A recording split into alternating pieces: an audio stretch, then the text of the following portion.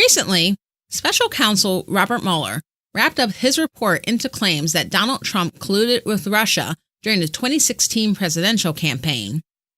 But unlike the spectacle of the release of the Ken Starr report, where news cameras followed it being delivered in theatrical fashion to Congress, the Mueller report has not seen the light of day as of this recording.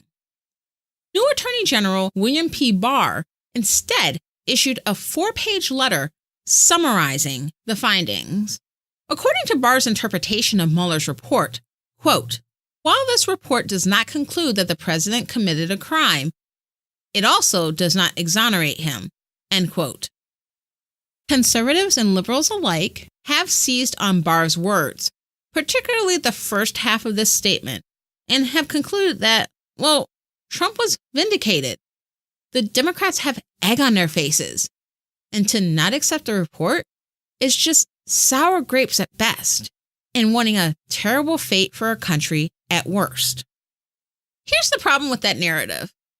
It's hard to accept the report when we don't really know what the report says, because the Mueller report has not been released, but many Americans are treating the matter as if the Barr Letter is the Mueller report.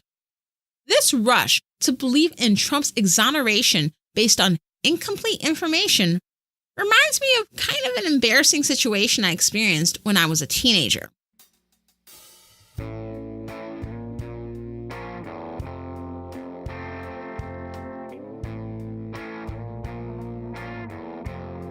So, right before passing the 8th grade and heading to high school, I found out that I was selected to participate in a summer program at Michigan State University focused on exposing high-achieving teens of color to what we now call STEM: science, technology, engineering, and math.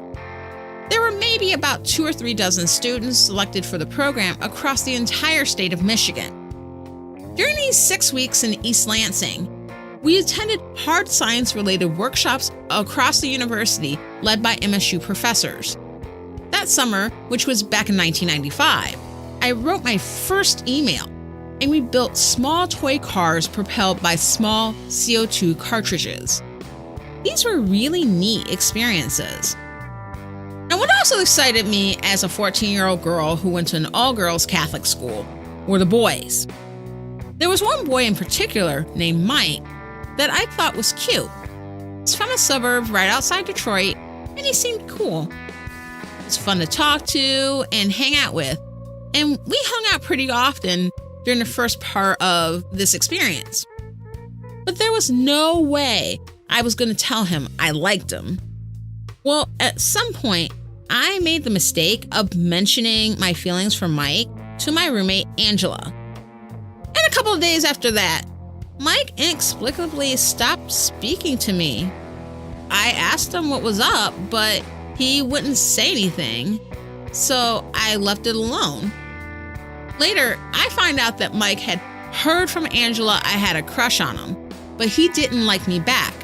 He told the other kids I was stalking him, and Angela was spreading the same rumor, even though in reality I had left him alone after he just stopped speaking to me out of the blue.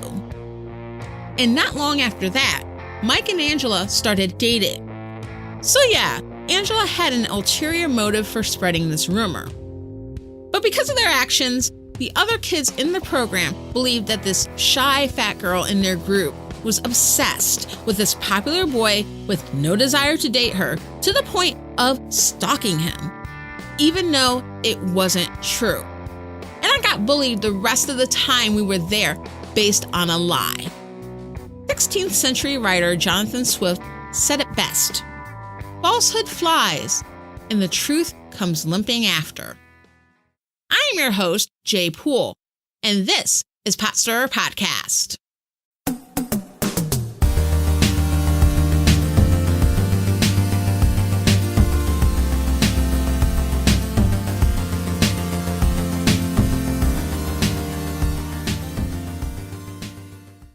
On February 14, 2019, William Barr became the U.S. Attorney General, filling a space formerly occupied by Jeff Sessions, who resigned, or really was forced out, by Donald Trump. Just a little over a month later, on March 22nd, The Mueller report, which is the product of 2 years of investigation and $25 million from we the taxpayer, landed on Barr's desk. Just 2 days after the report was handed over, Barr decided that instead of making the report public, he would issue a 4-page letter that would be his summary of the report. In it, he states, quote, "The special counsel's investigation did not find that the Trump campaign or anyone associated with it conspired or coordinated with Russia in its efforts to influence the 2016 U.S. presidential election," end quote. But then Barr also states, quote, "The special counsel therefore did not draw a conclusion, one way or the other, as to whether the examined conduct constituted obstruction.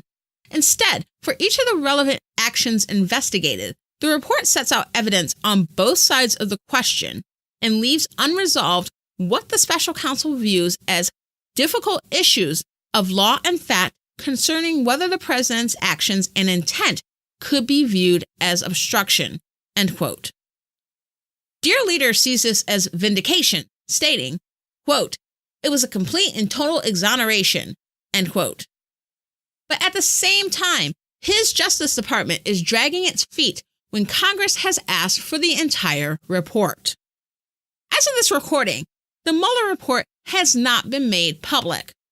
The problem right now is that the narrative created by the Barr Letter and that Trump has run with is giving the public the perception that Trump was vindicated by the probe, but it's based on a high-level game of telephone. Even some in Mueller's team have said that the Barr Letter does not accurately reflect their findings.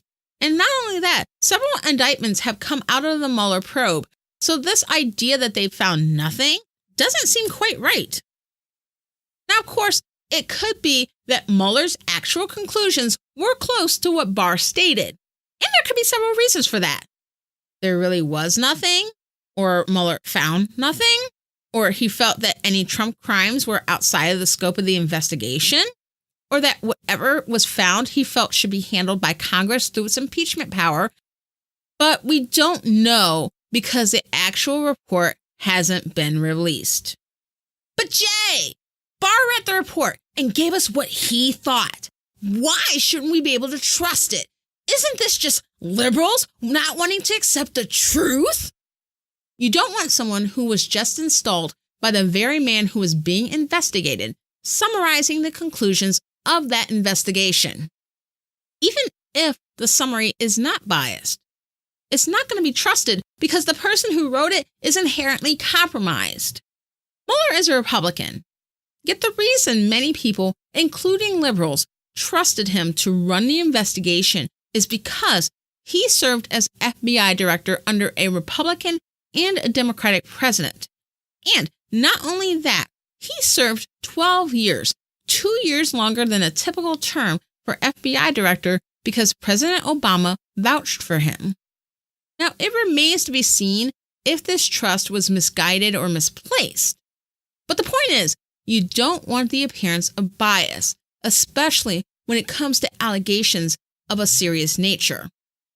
But the issues with Barr go beyond his appointment by Trump. Prior to his appointment as Attorney General, in June of 2018, as a private citizen, he wrote a letter to Deputy Attorney General Rod Rosenstein and Assistant Attorney General Steve Engel, expressing that he was, quote, deeply concerned with the institutions of the presidency and the Department of Justice, end quote. In the letter, Barr stated, quote, Mueller should not be permitted to demand that the president submit to interrogation about alleged obstruction. Apart from whether Mueller has a strong enough factual basis for doing so, Mueller's obstruction theory is fatally misconceived. As I understand it, his theory is premised on a novel and legally insupportable reading of the law.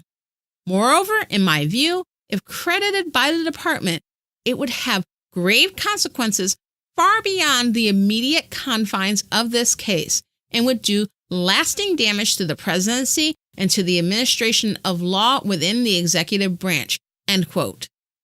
Barr also stated that it is impossible for the president to have obstructed justice due to the inherent constitutional powers of the executive office. In other words, even if evidence is found that the president obstructed justice. It doesn't matter because the president has the power to do so. Despite at that point being an outsider to the probe, Barr had already come to a conclusion about the Mueller probe and expressed them to officials overseeing Mueller at the time. That type of interference would have led a person of at least some integrity to recuse themselves from overseeing the probe when he became Attorney General. But unlike Sessions, who, despite his own brand of awfulness and vileness, had at least a tiny sliver of integrity to recuse himself, William Barr didn't do that. It's a clear conflict of interest, and that's a problem. But let's be real, I'm sure that Trump appointed him because of his views on the investigation, and probably because he knew he wouldn't recuse himself if appointed to the post. But there's likely another reason Barr was appointed. He has a history as a fixer. So this goes back to the Cold War. During the Cold War, the United States and the Soviet Union were fighting an ideological war. Democracy, really capitalism, versus communism. And while the US and the Soviet Union did not fight each other directly, they often backed regimes and non-state actors, such as militias and insurgent groups in other countries who were fighting each other or fighting against one of the superpowers. The US and Soviet Union would invest in the side they supported using money, arms, supplies, intelligence, and sometimes troops of their own. Wars were waged on 5 out of 7 continents that had ties to the Cold War. In most, if not all, of the military conflicts either the US or the Soviet Union were involved in during the Cold War's duration from 1947 to 1991, and there were a lot of them, were related in some way to the Cold War. In 1979, the Sandinista National Liberation Front, a socialist party in Nicaragua with connections to Cuba and the Soviet Union, overthrew the regime of Anastasio Somoza. Somoza was a capitalist dictator, and the Sandinistas had popular support, but the run-up to the regime change was violent and deadly and lasted throughout the 1970s. Once the Sandinistas were in power, a collection of counter-revolutionary guerrilla groups called the Contras rose up to wage war against the Sandinista government. The Contras were generally a mix of former military from the Somoza regime, disillusioned former Sandinistas, and others who weren't directly involved on either side of the war to overthrow the Somoza regime, but opposed the Sandinistas. Now, in the mid-1980s, President Ronald Reagan announced the Reagan Doctrine, which essentially stated that the U.S. would come to the aid of any government or movement that opposed communism. This was inspired by the Brezhnev Doctrine, a statement outlined by Soviet leader Leonid Brezhnev in 1968 that any wins for communism were permanent and irreversible. So, in Brezhnev's view, the Soviet Union had a right to intervene in communist countries in order to strengthen communism.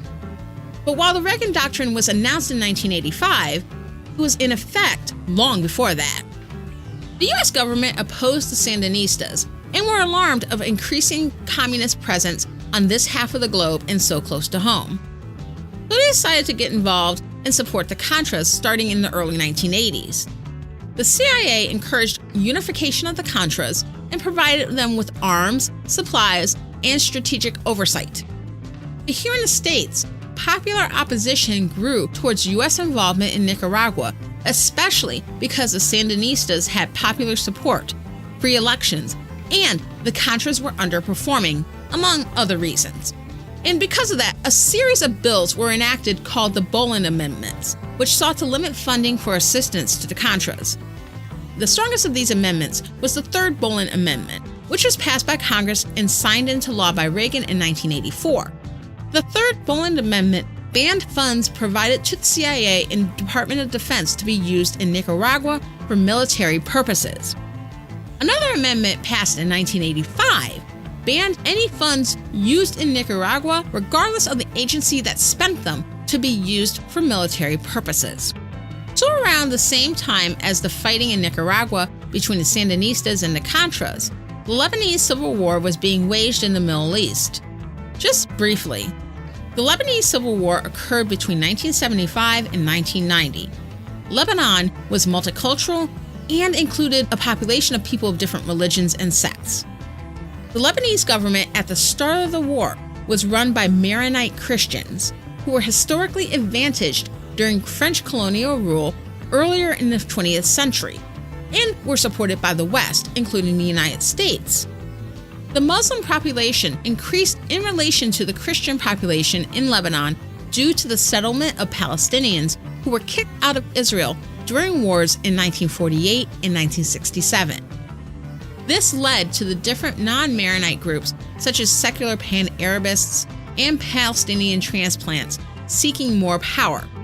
And this eventually led to a multi-factional civil war between the government and a number of different anti-government militias and among the militias themselves.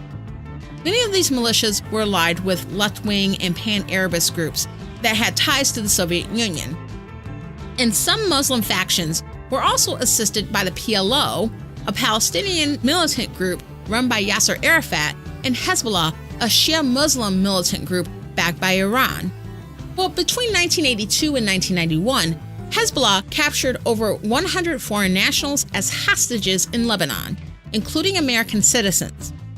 Now, the U.S. had been participating in indirect arms deals to Iran since 1981, but in 1985, the National Security Council, or NSC, got involved in another arms deal to Iran, but with the idea that if the U.S. supplied weapons to Iran, who was fighting a war with Iraq at the time, they would help pressure Hezbollah to release American hostages in Lebanon. This deal, in and of itself, would be illegal because there was a law against aiding Iran in the Iran-Iraq War, since Iran was viewed as a state sponsor of terrorism, and because the U.S. was publicly allied with Iraq under Saddam Hussein. Saddam Hussein, the leader of Iraq who murdered thousands of his own people and who the U.S. waged wars against in the 1990s and 2000s. That Saddam. So by aiding Iran, the U.S. was playing both sides. And these exchanges with Iran were essentially funneled through Israel to get around the law. Then, the NSC funneled some of the money received from the Iran arms deal to the Contras in the war in Nicaragua against the Sandinistas, which was also illegal due to the Bowen Amendments and other laws. These illegal exchanges of money were conducted by NSC staff member Oliver North with the approval of his boss, John M. Poindexter, the head of the NSC. So the NSC used this deal to circumvent two sets of laws that were aimed at keeping the U.S. from supporting Iran and the Nicaraguan Contras. The purported reason for the 1985 arms deal, the release of American hostages, proved unsuccessful, and Iran didn't push Hezbollah to release the hostages. Many of these hostages were later released at different times during this period, but some were killed. Well, this secret deal came to light in November of 1986 and became a public scandal known as Iran-Contra. Both Oliver North and John Poindexter lost their jobs and were prosecuted. North testified that both Reagan and Vice President George H.W. Bush knew about the deal in advance of its execution, despite their denials. But Bush's later memoirs, released well after this event, after his vice presidency and later presidency, revealed that he did in fact know about the Iran-Contra deal. Besides North and Poindexter, there were several other members of Reagan's administration that were convicted of charges related to Iran-Contra, and one other person, Caspar Weinberger, who had not yet stood trial. These legal proceedings happened over a period of several years, stretching into the presidential term of George H.W. Bush. But it was said that the Weinberger trial could bring to light information that would further implicate Bush and his predecessor Reagan in Iran-Contra and expose them to potential legal and political consequences. As Bush was winding down his single term in office in late 1992, he was deciding on presidential pardons for the men involved in Iran-Contra. He likely knew that it might look bad to pardon people involved in a scandal where he was also implicated. So he consulted with the U.S. Attorney General, who had a very broad view of presidential powers. The AG recommended that these men involved in Iran-Contra all be pardoned, especially Weinberger, despite having not been convicted at that point or even having gone to trial. So Bush took his AG's advice and pardoned all the men involved, despite congressional and popular opposition. And the Attorney General's advice gave Bush cover to make a decision that essentially let him off the hook. These pardons, especially that of Weinberger, have been viewed by political observers as one of the most controversial uses of presidential pardon power historically. According to Lawrence E. Walsh, who was the independent counsel investigating Iran-Contra in 1986, quote, "The Iran-Contra cover-up, which has continued for more than 6 years, has now been completed," end quote. And the U.S. Attorney General who recommended the pardons and therefore assisted in the cover-up? William P. Barr. As horrifying as it might be, the fact of the matter is, the Overton window has shifted to such a degree that in the grand scheme of things, it doesn't really matter what the Mueller report actually says. Trump and his administration have committed enough heinous acts that, even taken by themselves, should be beyond the realm of acceptability. Separating refugee families, caging children, losing kids in a web of private Christian adoption services all over the country, ignoring Puerto Rico and disrespecting their local officials after the devastation and immense loss of life from Hurricane Maria, pushing the government not to recognize people who are transgender or gender nonconformist, demonizing athletes for protesting the slaughter of Black people by police in the streets without due process, repeatedly attempting to dismantle the Affordable Care Act with no viable alternatives for health care, attacking the rights of women to their bodily autonomy in the name of saving the babies, using an executive order to bolster right-wing rhetoric on college campuses, declaring a national emergency to build a vanity wall, tacitly supporting Nazis, both sides, and downplaying or outright ignoring the real threat of white supremacy, while stoking irrational fear against Muslims and Central Americans, threatening local and state governments, as well as individuals, that criticize him or enact policies he opposes, such as sanctuary cities. And I'm sure I'm missing a lot more. But even that list by itself should be enough, more than enough, to anger Americans that these actions are being taken in our name. But there is a sizable percentage of Americans that either pretend it doesn't happen or twist themselves in knots to justify it. And the worst are those who claim Christ, yet deny the humanity of those God also loves, those who show us with their words and actions that their Lord and Savior is not an ancient Middle Eastern Jew who was executed by the Romans and rose from the dead in 3 days. Their Lord and Savior is a spiteful, entitled orange demagogue in the White House. But while it doesn't matter what the Mueller report says, it does matter that it's made public. I know I say this a lot, but it bears repeating. The truth matters. Of course, what we do with that truth also matters, but the truth matters for its own sake. Recently, I was listening to Dan Carlin's Hardcore History Addendum, and he put out an episode a couple of months ago where he was conversing with Daniele Bolelli, host of History on Fire. One of the things they discussed was the idea that, as much as most Americans don't think of it this way, the U.S. is an empire, or in PR terms, the leader of the free world. But Carlin in particular argued that the U.S. is in a transition phase where we are declining as an empire. I would have to agree with him. The United States is a different type of empire than, say, the Romans or the Ottoman Turks. It's not like the U.S. has acquired a bunch of different countries and territories that are now part of the U.S. There are some, such as Texas, Louisiana, and Alaska, and Puerto Rico, Guam, American Samoa, the Northern Mariana Islands, and the U.S. Virgin Islands. But the United States of America has a sphere of influence that these historical empires would have only dreamed of having. The United States has been extremely influential in the politics of many countries around the world.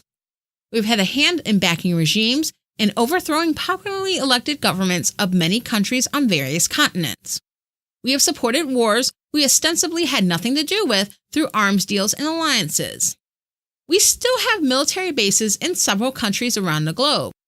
Some of them are in places where we are in current armed conflict, such as Afghanistan and Iraq, while others are in countries where we fought wars and armed conflicts in the past, such as Somalia, Germany, Japan, and South Korea.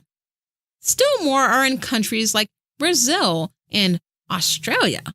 And our reach is not only physical, but also cultural. Our dominant language, our dominant religion, our ideology, our norms and mores, our beliefs and prejudices, even the clothing and food and entertainment we enjoy, it's all exported worldwide. Even the term America, there is a North America and a South America with lots of countries included, but we've co-opted that term to refer to the United States of America and its citizens.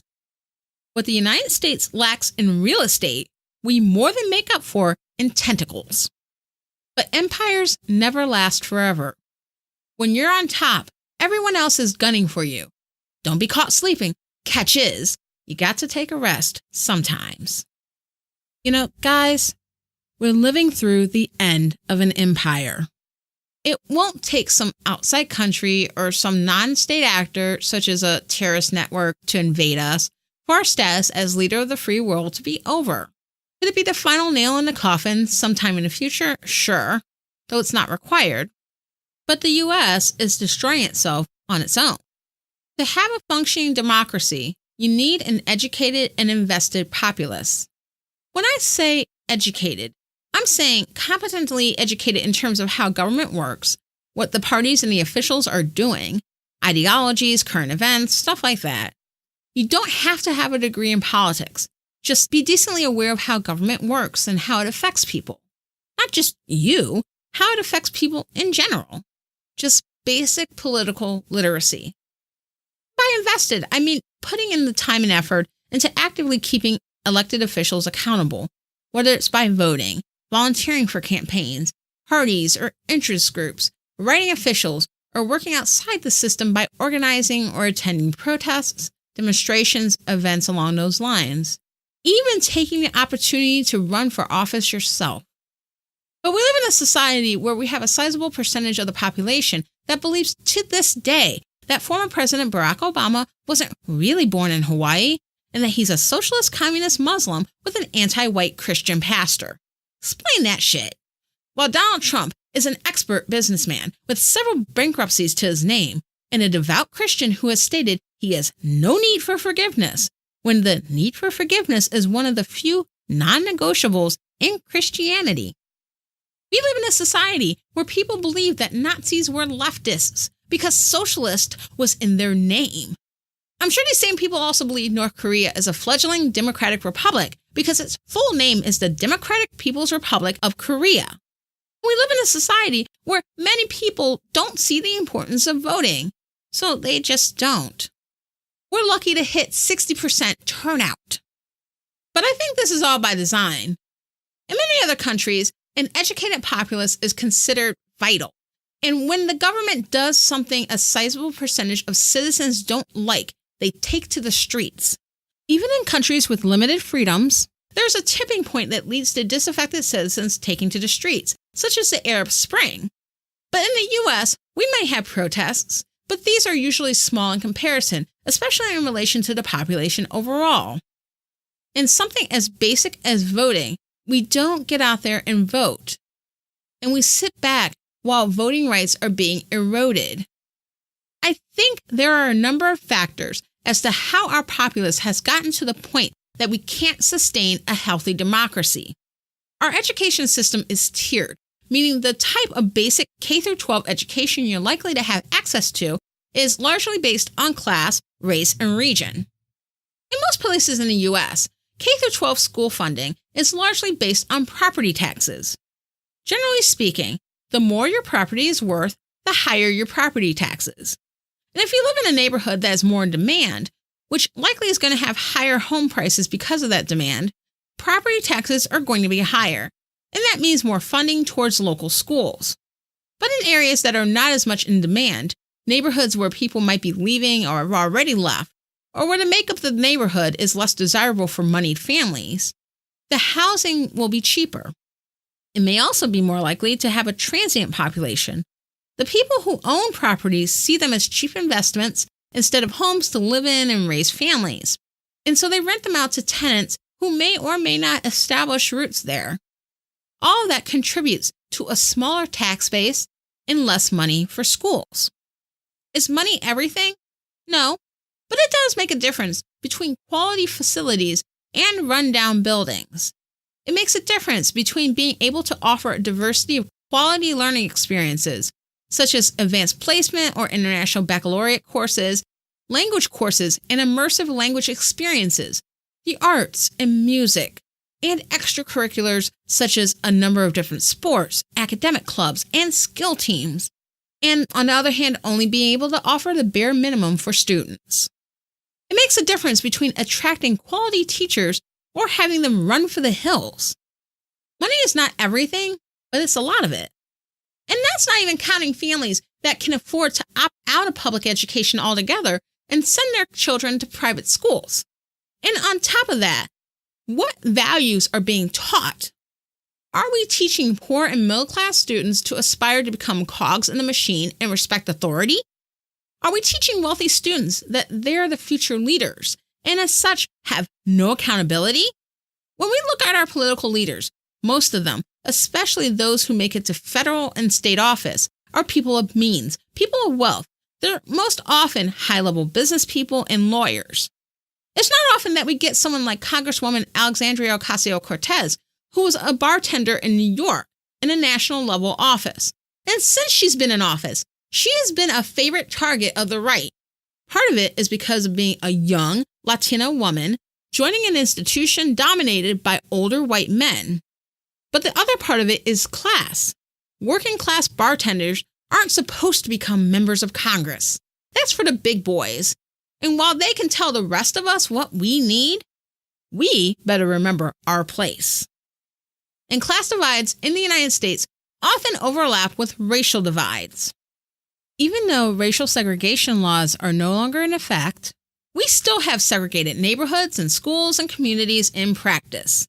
And institutionalized racism and discrimination are extra hurdles people of color are made to endure. And most of us work through it day to day and live life despite it. But if we point out those double standards and the absurdity of it all of a sudden we're the real racists who make everything about race in a colorblind society. Thanks, Reagan. And regionally speaking, states and regions of the country differ in the resources dedicated to education and how they approach it. In Michigan, for example, charter schools are huge. Charter schools are privately run schools that are at least partially publicly funded. These are free alternatives to neighborhood public schools that tend to attract kids from less affluent backgrounds whose parents want a great education for their kids but may struggle to afford private schools. The promise is that these charter schools, with the corporate or nonprofit backing, will educate students better than traditional public schools. Secretary of Education Betsy DeVos came from this background, advocating for the privatization of education through charter schools in Michigan. But the problem with charter schools is that they haven't been shown to be any better than regular public schools, so the promise doesn't necessarily match up to reality. In other regions, local control of school districts sounds great in theory, but in reality, this can mean that students are taught propaganda instead of facts, such as Southern history books and homeschooling curricula, teaching children lost cause mythology and other types of white supremacist revisionist history, as well as students learning about creationism and its cousin, intelligent design, in science class. The teaching of propaganda erodes students' critical thinking skills and leads to movements such as anti-environmentalism, anti-vax, QAnon, and white nationalism, all causing real harm to our society in different ways. But the inconsistency of education in the U.S. isn't the only reason why it's so difficult for most Americans to be the kinds of citizens that can properly support a democracy. The other issue is that the nature of capitalism itself, particularly as practiced in the U.S., makes it much more difficult to take the time to be politically informed and active. We work long hours in jobs that are usually not protected by collective bargaining, or in other words, unions. Oftentimes, the less you make, the fewer benefits you're likely to have, including paid time off. And not only that, for most Americans, our health care coverage is tied to our employment. And outside of Medicaid or Medicare, which are only available for certain subsets of the population, employment is the least expensive and least restrictive way of obtaining health coverage for most Americans. Being cogs in the capitalist machine makes it difficult for many Americans to participate fully in our democracy. But we need to participate. To be honest, I think we're on a course where it's almost inevitable we're no longer going to be the empire we once were. But I don't think doom and gloom is the only possibility. Some of you guys might remember these books called Choose Your Own Adventure. If you're not familiar, these were kids' books that would give you choices on how you want the story to progress. And based on your choices, the novel will progress and eventually end in different ways. So it'd be something like, say, Paula is walking through a forest and comes across a cave. Does she walk into a cave or continue on the path? Cave, page 400. Path, page 462. And let's say you choose the cave and turn to page 400. And it says, Paula enters a cave and there's some food. And she meets a mouse named Steve, etc. And there might be more choices presented as you continue reading on. But if you choose the path and turn to page 462, it might say, Paula continued on the path, and as she rounded a corner, a chupacabra leapt out of the bushes and ate her. The end. In a sense, we're somewhere in the Choose Your Own Adventure book. For all we know, the 2016 presidential election could be the choice that has already set in motion our rounding the bend to death by mythical coyote. But we might still have a chance. Not necessarily at propping up the empire, because I don't know if that's really a worthy goal anyway. But we have a chance at coming out of this as a viable democracy and a healthier society. And that possibility is worth fighting for. It's hard, but we still need to fight. We need to be willing to speak the truth to our family, our friends, especially the apathetic among us. Apathy is privilege. We need to be honest about the worst impulses of the Trump regime and those in our society who don't see his extreme bigotry and cruelty as deal breakers. We need to be willing to protest, to write our elected officials, to support organizations that are fighting against the horrid actions of this administration and are working to alleviate human suffering. And we need to vote. And I don't just mean in 2020. I mean in the local and state elections that occur from time to time every year, sometimes at different times a year.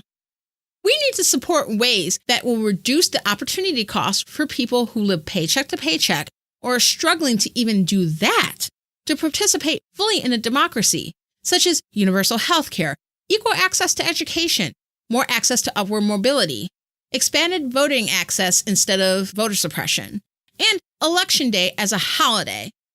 We need to do what we can until there is truly nothing left we can do.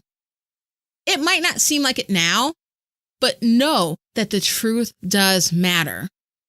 Even if this is all for naught and the American empire doesn't end well, the truth can be available to the generations after us, so they can learn from our missteps.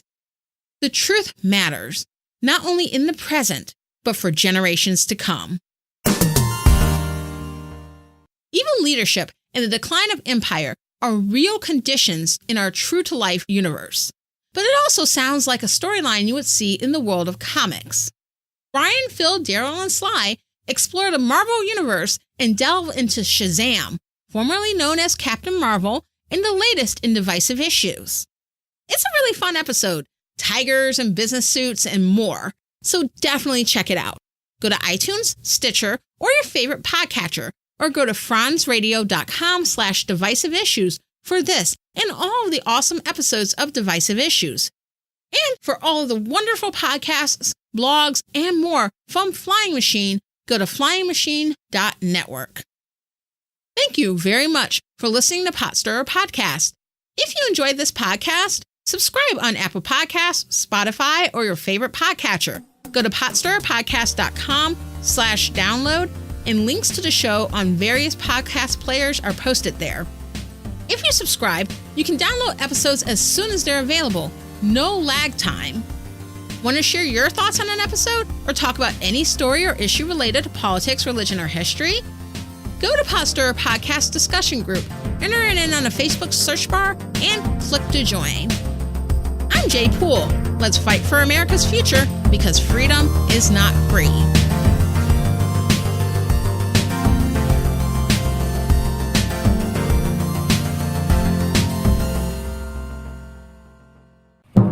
I give you the incredible flying machine.